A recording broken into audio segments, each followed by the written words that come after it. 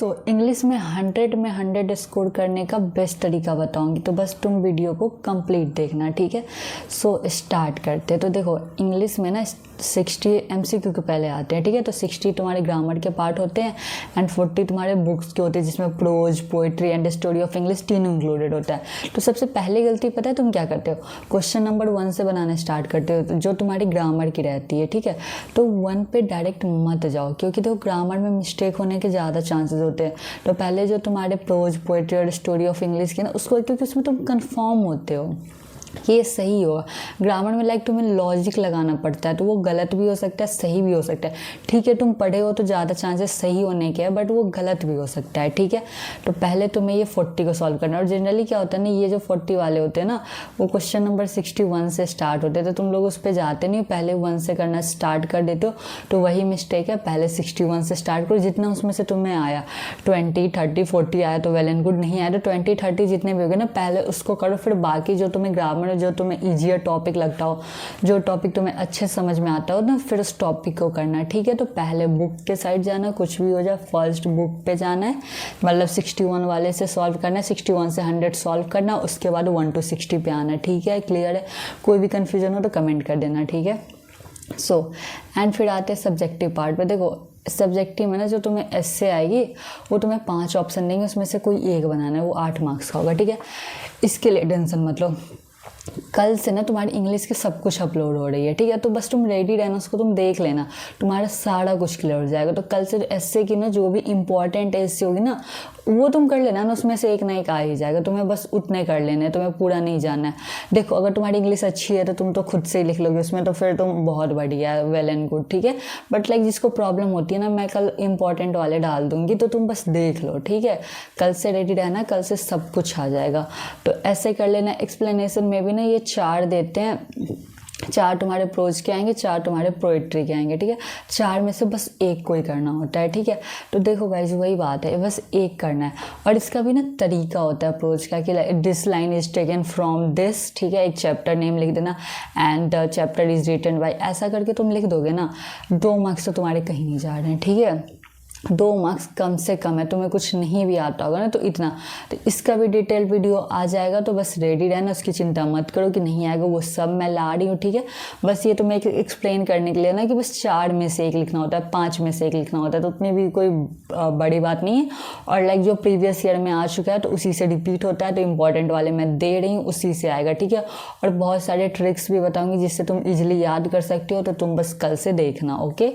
फिर letter application रहता है ना, देखो अगर तुम्हें लेटर लिखने, लेटर या एप्लीकेशन में से कोई एक चूज करना हो ना, तो मैं प्रीफर करूँगी तुम्हें लेटर चूज करने को, ठीक है। ऐसे अगर तुम्हें एप्लीकेशन लिखने आता है तो तुम एप्लीकेशन की साइड जाओ, बट अगर तुम्हें नहीं आता है ना तो लेटर लिखो। क्यों बताती हूँ। एप्लीकेशन एक फॉर्मल होता है एंड लेटर इनफॉर्मल होता है, ये दोनों का डिफरेंस क्या है। तो फॉर्मल चीज़ें में मिस्टेक निकलने के चांस ज़्यादा होते हैं। इनफॉर्मल मीन्स लाइक तुम अपने फैमिली, फ्रेंड्स या किसी ऐसे को भेज रहे हो ना, तो उसमें मिस्टेक्स बहुत कम होते हैं, क्योंकि वो उसमें कुछ ऐसे फॉर्मेलिटी वाले वर्ड्स नहीं लिखने होते, तो वो इजी होता है, उसमें मार्क्स कम कटते हैं, ठीक है। एप्लीकेशन में सब कुछ फॉर्मल होता है, तो तुम्हें उसमें सब कुछ अपने वर्ड्स का बहुत ध्यान रखना पड़ेगा, ठीक है। हाँ अगर तुम्हें एप्लीकेशन लिखने आ रहा है बढ़िया से, तब तो वेल एंड गुड, तुम एप्लीकेशन के साइड ही जाओ। बट अगर तुम्हें नहीं आता और तुम सोच रहे कि ये दोनों में से मैं कौन सा चूज़ करूँ, ईजी कौन सा है, तो गो फॉर इनफॉर्मल लेटर के साइड तुम पक्का जाओ, ठीक है। और ये दोनों के भी मैं पूरे लाइक कैसे लिखना है, फॉर्मेट नहीं आने पे क्या करना है, कौन से टॉपिक पे आते हैं, ये सब का डिटेल वर्जन आ रहा है, ठीक है। तो इसकी चिंता मत करो, सब कुछ आएगा, ठीक है। एंड नेक्स्ट थिंग आता है फिर कि क्वेश्चन आंसर, ठीक है। 10 में से बस कोई 5 करने होते हैं, ठीक है। 10 क्वेश्चन आएंगे, उसमें से बस तुम 5 कोई से भी कर लो, ठीक है। तो तुमने अगर चैप्टर पढ़ा होगा तो तुम ऐसे भी कर लोगे, और नहीं भी पढ़ा है ना तो क्वेश्चन आंसर की भी आएगी कि सब्जेक्टिव में कौन कौन से आ सकते हैं, सो वो देख लेना। बाकी तुम चैप्टर पढ़े हो तो तुम खुद से भी कर सकते हो, ठीक है।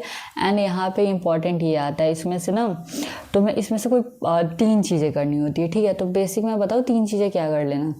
अगर तुमने लाइक मैच द कॉलम कर ही लेना। ये 2 आते हैं, ठीक है। 5 मार्क्स के तुम्हारे प्रोज के आएंगे, 5 तुम्हारे पोइट्री के आएंगे। तो और वो क्या आएंगे, तो बस राइटर्स नेम। तो मैंने तो तुम्हें स्टार्टिंग से बोल रखा है कि राइटर्स नेम तो याद कर ही लो। तो राइटर्स नेम आएंगे, उसमें मार्क्स कटने की कोई चांस भी नहीं है, तो सीधे सीधे 10 मार्क्स मिलेंगे, ठीक है। तो मैच द कॉलम तो कन्फर्म करके जाओ, ठीक है। और बाकी समरी में एक प्रोज, पोइट्री या स्टोरी ऑफ इंग्लिश किसी से लिख लेना। ट्रांसलेशन आती हो तो वेल एंड गुड, नहीं आती हो तो समरी के साइड जाओ, ठीक है। जिसे ट्रांसलेशन आती है तुम ट्रांसलेशन कर लो, ठीक है। और अगर नहीं आती है तो मार्क्स कटवाने से अच्छा है कि तुम किसी की समरी लिख दो। इंपॉर्टेंट समरी की भी वीडियो आ जाएगी, तो तुम बस वेट कर लो, ठीक है, आ जाएगी। बट अगर ट्रांसलेशन आता है तो गो फॉर इट, क्योंकि मे भी कभी कभी समरी में क्या होता है ना कि वो लोग मार्क्स काट लेंगे, ठीक है। बट अगर ट्रांसलेशन में पूरा सही लिखा है तो पूरे मिलेंगे। और हाँ, अगर सही से आता हो तभी ट्रांसलेशन पे जाना, और अगर नहीं आ रही है तो छोड़ दो, समरी पे जाओ। समरी में मार्क्स रेयरली कटते, और बाकी इंपॉर्टेंट समरी में बता दे रही हूँ, उसी में से आ जाएगा। उसकी भी वीडियो अपलोड हो जाएगी, तो उसमें से आएगा, तो उसे देख लेना, ठीक है। एंड जो लास्ट चीज़ आती है ना, सॉरी गलती से मैसेज नहीं होगा, यहाँ पे पैसेज होगा, ठीक है। पैसेज लिखना चाह रही हूँ, वो गलती। तो पैसेज एंड प्रिसाइज ये क्या होता है, देखो 2 ऑप्शन मिलेंगे तुम्हें, अपने अकॉर्डिंग चूज कर लेना कि कौन सा सही है। देखो पैसेज में क्या करना होता है ना कि तुम्हें एक पैसेज दिया रहेगा, उसके अंदर से तुम्हें आंसर ढूंढने होते हैं, ठीक है। वो पैसेज खुद ही देते हैं उसके अंदर। और प्रिसाइज होता है क्या कि तुम्हें एक लंबा सा पैसेज दिया, उसे छोटा करके लिखना है, ठीक है। तो जिसमें भी तुम कंफर्टेबल हो तुम कर सकते हो। जनरली अगर प्रिसाइज जिसे लाइक लिखने की हैबिट नहीं है तो मैं तो कहूँगी तुम पैसेज देख के आंसर ही दे दो। बाकी तुम्हारी इंग्लिश अच्छी है तो तुम प्रिसाइज के साइड भी जा सकते हो, इट्स अप टू यू कि तुम क्या करना है। बाकी ऊपर के मैं सारे कुछ का डिटेल वीडियो ला रही हूँ, बस तुम इसे देख लेना, वो तुम्हारा क्लियर हो जाएगा। और बाकी जो मैंने MCQ मिस्टेक बताया है उसे ध्यान रखना। बाकी ऑल द बेस्ट, पढ़ते रहो, टॉपर बनना है ना।